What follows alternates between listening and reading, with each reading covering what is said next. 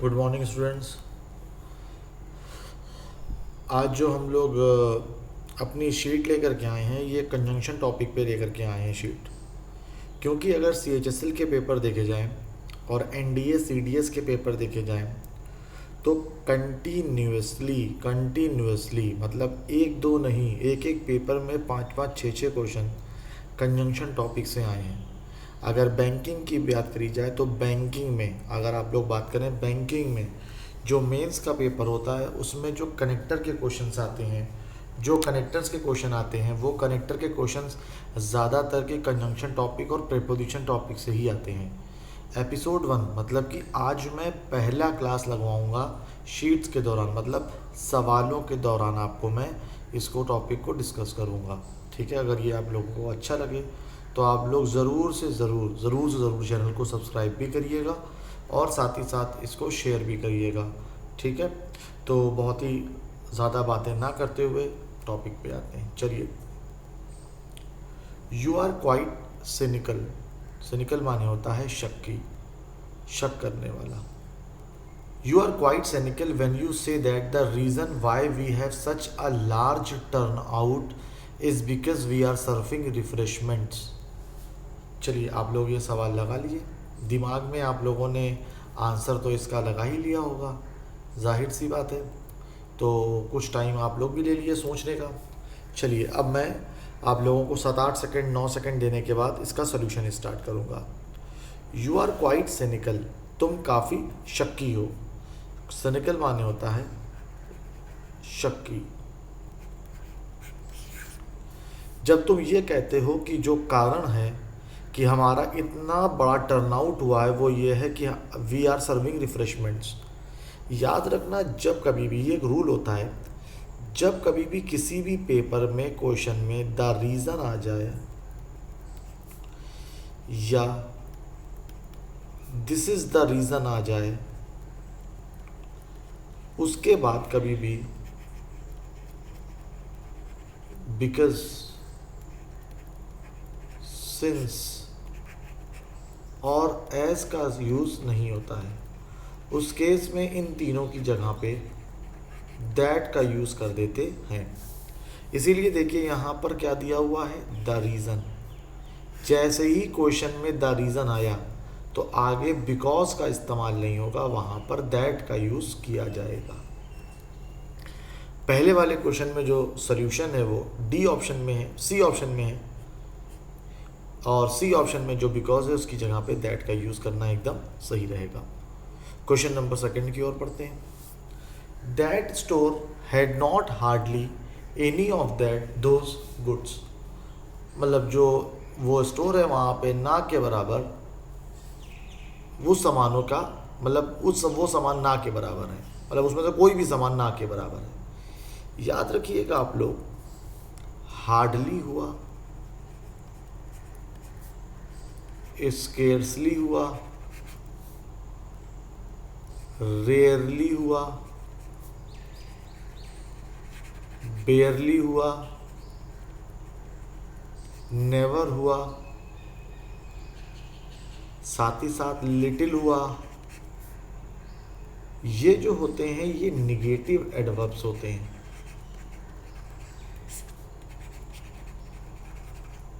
और negative adverbs के साथ कभी भी नॉट का यूज़ नहीं होता है। तो यहाँ पर देखो, हार्डली निगेटिव एडवर्ब है और निगेटिव एडवर्ब के साथ कभी भी नॉट का यूज़ नहीं होगा। तो यहाँ पर हैड नॉट की जगह पे सिर्फ और सिर्फ हैड का यूज़ करना सही होगा। आंसर हो जाएगा आपका बी वाले में। क्वेश्चन नंबर 3 की ओर बढ़ते हैं without wasting time. I needed that money so desperately it was like manna from heaven when it arrived. मुझे उन पैसों की इतनी ज़्यादा ज़रूरत थी, आई नीडेड, मुझे उन पैसों की इतनी ज़्यादा ज़रूरत थी कि जैसे कि मतलब वरदान कोई मिल गया हो मुझको, भगवान का कोई वरदान मिल गया हो जब वो आए थे। तो ज़रा एक बात का ध्यान रखिएगा आप लोग, जब कभी भी कोई एक क्लॉज दूसरे क्लॉज से जुड़ता है तो वो बगैर कंजंक्शंस के जुड़ ही नहीं सकता। ठीक है। अब अगर आप एक क्लॉज को दूसरे क्लॉज से बगैर कंजंक्शन के जोड़ दे रहे हैं तो ये केस हो सकता है कि पहले कोई कंजंक्शन आ गया हो। ठीक है। अब देखो यहाँ पे सेंटेंस के स्टार्टिंग में तो कोई कंजंक्शन आया नहीं है। आई नीडेड दैट मनी, दैट यहाँ पर एडजेक्टिव की तरह काम कर रहा है, मनी यहाँ पे नाउन की तरह काम कर रहा है। ये कॉमा जो आया है, पहली बात तो आप लोगों ने 12th क्लास में पढ़ा होगा कंपाउंड सेंटेंस, कॉम्प्लेक्स सेंटेंस में कि सो के बाद दैट का ज़रूरत होती है। जब कभी भी सो की हिंदी इतना निकले, क्या निकले, इतना, तो उसके बाद दैट का इस्तेमाल ज़रूर होता है। इसीलिए यहाँ पे कॉमा की जगह पे दैट का यूज़ करना एकदम सही होगा। क्वेश्चन नंबर 4 की ओर बढ़ते हैं। The period between 1980 to 1990 was very significant in my life. जो पीरियड था 1980 से 1990 के बीच का, वो बहुत ही महत्वपूर्ण था मेरी ज़िंदगी में। ग्रामर का रूल होता है, ये प्रेपोजिशन का रूल है। एक्चुअली ये प्रेपोजिशन का रूल है, लेकिन टॉपिक कंजंक्शन में ही कवर होता है। याद रखिएगा, बिटवीन के बाद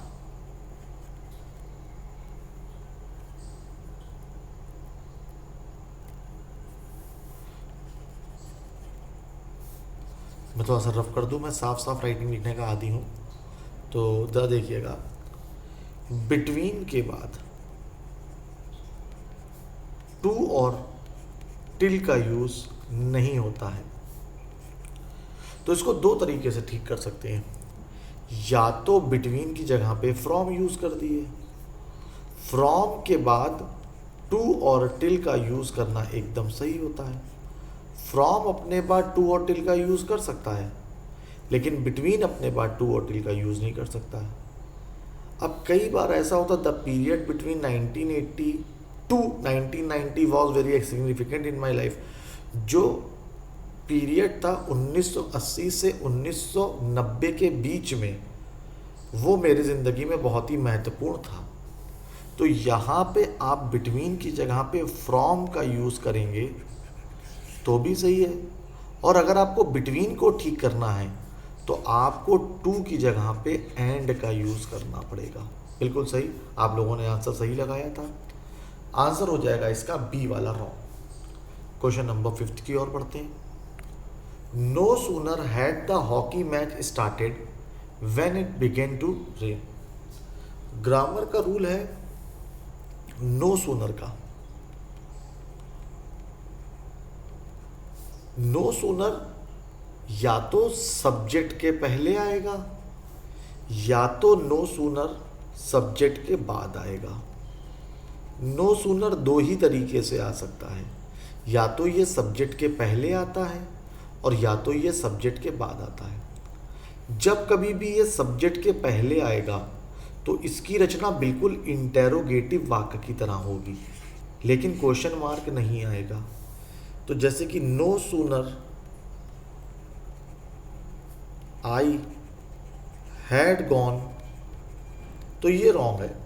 इसको ठीक करने के दो तरीके हैं। या तो कर दिए आप इसको no sooner had I gone, ये सही हो जाएगा, इन्वर्जन हो जाएगा। देखिए, जो हेल्पिंग वर्ब है वो सब्जेक्ट के पहले आ जाएगी। या तो नो सूनर को आप आगे कर दिए I had no sooner gone. अब ज़रा आप एक बात पे ध्यान देंगे कि यहाँ पर जो नो सूनर है वो सब्जेक्ट के पहले आ रहा है, तो यहाँ पर जो हैड है वो हेल्पिंग वर्ब है और वो सब्जेक्ट के पहले है, वो एकदम ठीक है। लेकिन बाद में व्हेन का इस्तेमाल हुआ है। नो सूनर के बाद कभी भी व्हेन का इस्तेमाल नहीं होता है, हमेशा देन का इस्तेमाल होता है।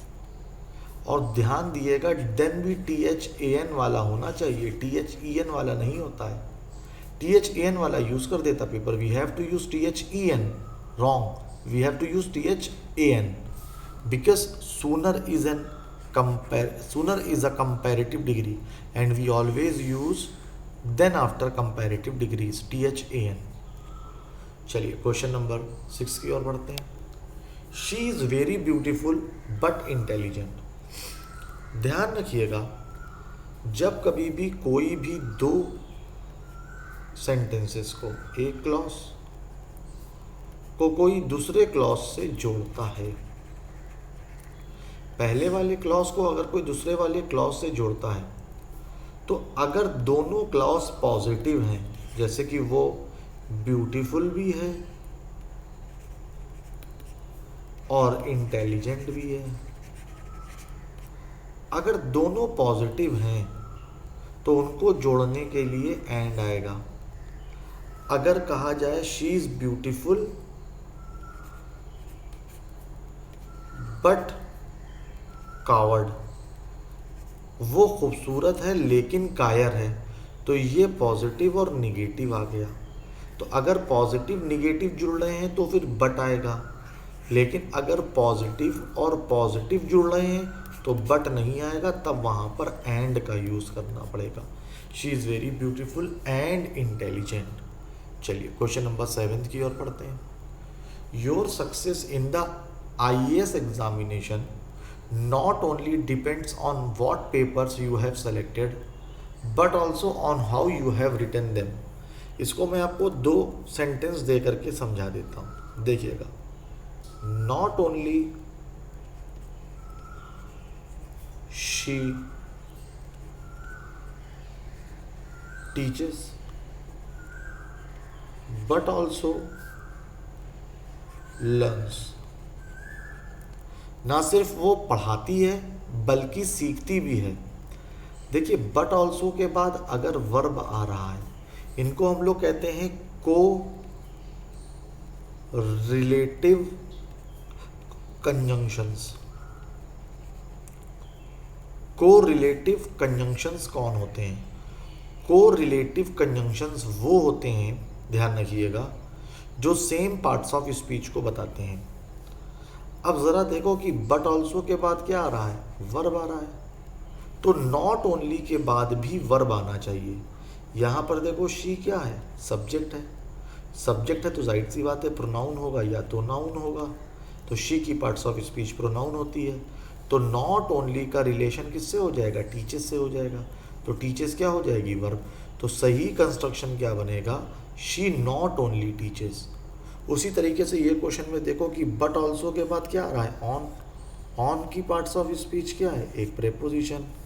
तो नॉट ओनली के बाद क्या आ रहा है? वर्ब। तो नॉट ओनली के बाद भी क्या आना चाहिए? प्रेपोजिशन। तो यहाँ पर ऑन के बाद क्या आ जाएगा? प्रेपोजिशन। तो ये इसको आगे इसको जंप कर जाएगा। तो सही सेंटेंस बन जाएगा your success in the IAS examination depends not only on what papers you have selected but also on how you have written them। चलिए, no sooner had he arrived than he was asked to leave again। देखिए no sooner के पहले अभी वाले question में देखिए उसने before का इस्तेमाल कर दिया था, लेकिन अब की से देखिए कि यहाँ पर उसने no sooner के बाद इन्वर्जन किया है। जो हेल्पिंग वर्ब है वो सब्जेक्ट के पहले है, लेकिन आगे देखिए THEN की जगह पे THAN का यूज़ कर दिया है। और यहाँ पर नो सुनर के बाद हमेशा THAN वाला आता है, हमने आपको बताया था अभी। Scarcely had I arrived, same rule, जो नो सुनर का रूल था वही स्केर्सली का भी रूल है। स्केर्सली भी जब भी सब्जेक्ट के पहले आता है तो ये इन्वर्जन कर देता है। इन्वर्जन का मतलब है हेल्पिंग वर्ब हमेशा सब्जेक्ट के पहले आती है, लेकिन इसके बाद देन का इस्तेमाल नहीं होता है। इसके बाद हमेशा व्हेन का यूज़ होता है। Scarcely had I arrived when the train left. तो यहाँ पर देन का इस्तेमाल नहीं होगा, यहाँ पर व्हेन का इस्तेमाल हो जाएगा। When her son got a job then she was very happy. याद रखिएगा हमेशा एज सून एज के बाद, एज सून एज के बाद, व्हेन के बाद और व्हेनेवर के बाद कभी भी THEN वाले देन का यूज़ नहीं होता है। इसीलिए यहाँ पर व्हेन के बाद देन का यूज़ नहीं करेंगे। चलिए क्वेश्चन नंबर 11 की ओर पढ़ते हैं without wasting time. Unless you do not give the keys of the safe you will be shot. अगर तुम मुझे तिजोरी की चाबी नहीं देते हो तो तुम्हें मार दिया जाएगा। ध्यान रखिएगा अभी आप लोग कि बहुत ही आसान क्वेश्चन है। यहाँ पे टिल हो गया, अनटिल हो गया और अनलेस हो गया। इनके बाद कभी भी नॉट का यूज़ नहीं होता है। इनके बाद कभी भी नॉट का यूज़ नहीं होता है। अनलेस के बाद देखिए यहाँ पे किसका इस्तेमाल आ रहा है, नॉट का यूज़ हो रहा है, क्योंकि अनलेस का मतलब ही होता है इफ़ प्लस नॉट। जब ऑलरेडी इसके अंदर नॉट इम्प्लाइड है तो अनलेस के बाद नॉट का यूज़ नहीं करते हैं। चलिए क्वेश्चन नंबर 12 की ओर बढ़ते हैं। None of the diplomats at the conference was able either to comprehend or solve the problem। ये क्वेश्चन काफ़ी अच्छा है। इसको सेम CRC के रूल से करते हैं, जैसे either she teaches और learns। यहाँ पे क्या आ रहा है, वर्ब, और के बाद क्या आ रहा है, वर्ब। तो ईदर के बाद क्या आ रहा है यहाँ पे, सब्जेक्ट, इसका मतलब कि प्रोनाउन। अगर ईदर के बाद वर्ब आना चाहिए, क्योंकि और के बाद भी क्या आ रहा है, वर्ब। तो यहाँ पर देखो और के बाद क्या आ रहा है, सॉल्व, वर्ब की फर्स्ट फॉर्म है। तो ईदर के बाद भी क्या आना चाहिए, वर्ब। तो आंसर हो जाएगा to either comprehend. To either comprehend. Either के बाद भी क्या आनी चाहिए, वर्ब, क्योंकि और के बाद क्या आ रही थी, वर्ब, और ईदर के बाद क्या आ रहा था, टू, इसीलिए बी वाले में गलती हो जाएगी। गॉट द पॉइंट्स, बी वाले में गलती हो जाएगी।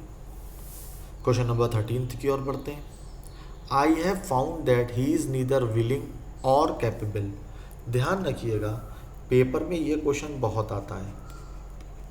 ईदर के बाद नॉर दे देगा या एंड दे देगा, और नीदर के बाद, किसके बाद, नीदर के बाद या तो नॉर की जगह पे और दे देगा। तो नीदर के बाद क्या आता है, नॉर, और नहीं आता है। और ईदर के बाद नॉर और एंड दोनों नहीं आता है, और आता है। तो यहाँ पे देखो नीदर आ गया है, तो नीदर के बाद और नहीं आएगा। नीदर के बाद किसका इस्तेमाल हो जाएगा, नॉर का इस्तेमाल हो जाएगा। क्वेश्चन नंबर 14 की ओर बढ़ते हैं। He walked as faster as he could so that he would not miss the train to work। वो जितनी तेज़ हो सकता था उतनी तेज़ चला था, क्योंकि ताकि वो ट्रेन ना मिस कर दे, जो काम मतलब जो मतलब ऑफिस के लिए जो ट्रेन है उसको मिस ना कर दे। तो ध्यान रखिएगा एस प्लस एस और सो plus S, S plus S और सो plus S.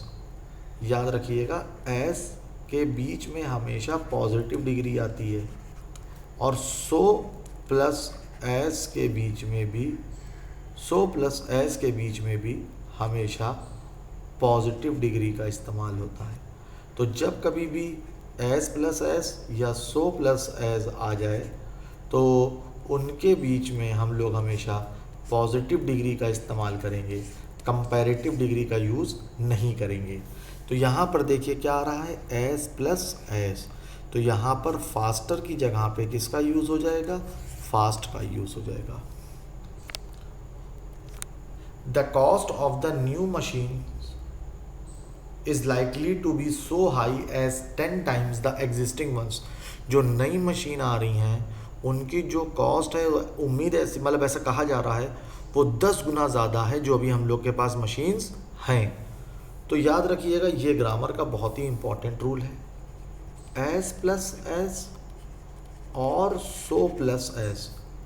S plus S का इस्तेमाल पॉजिटिव और निगेटिव दोनों में करते हैं, लेकिन सो प्लस एस का इस्तेमाल हमेशा निगेटिव में करते हैं।